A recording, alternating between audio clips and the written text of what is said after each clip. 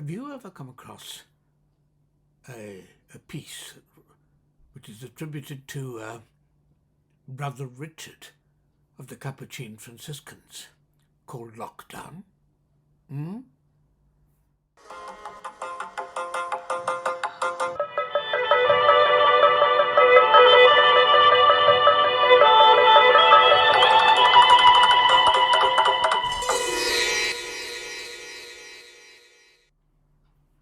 Welcome to my chinwag number 6.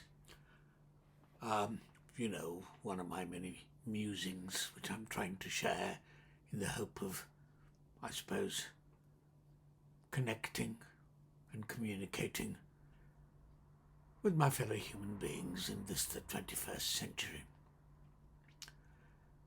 As I was saying before, I'm delighted, although I'm not a religious person, to read something that I think was written during the pandemic 4 years ago, simply because I need to remind myself and all of us of optimism and hope on this cold, supposedly spring day.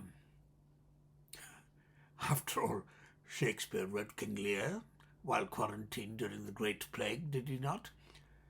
And if you are as confused about the weather as my garden is, I always remember Shakespeare's the spring, the summer, the chilling autumn, angry winter, change their wonted liveries, and the mazed world by their increase now knows not which is which. Anyway, as I was going to say, this prayer is attributed to Brother Richard of the Capuchin Franciscans, and it is called Lockdown. Yes, there is fear. Yes, there is isolation. Yes, there is panic buying. Yes, there is sickness. Yes, there is even death. But they say that in Wuhan, after so many years of noise, you can hear the birds again. They say that after just a few weeks of quiet, the sky is no longer thick with fumes, but blue and grey and clear. They say that in the streets of Assisi, people are singing to each other across the empty squares, keeping their windows open so that those who are alone may hear the sounds of family around them. They say that a hotel in the west of Ireland is offering free meals and delivery to the housebound. Today, a young woman I know is busy spreading flyers with her number through the neighbourhood so that elders may have someone to call on. Today, churches, synagogues, mosques and temples are preparing to welcome and shelter the homeless, the sick, the weary. All over the world, people are slowing down and reflecting. All over the world, people are looking at their neighbours in a new way. All over the world, people are waking up to a new reality, to how big we really are, to how little control we really have, to what really matters,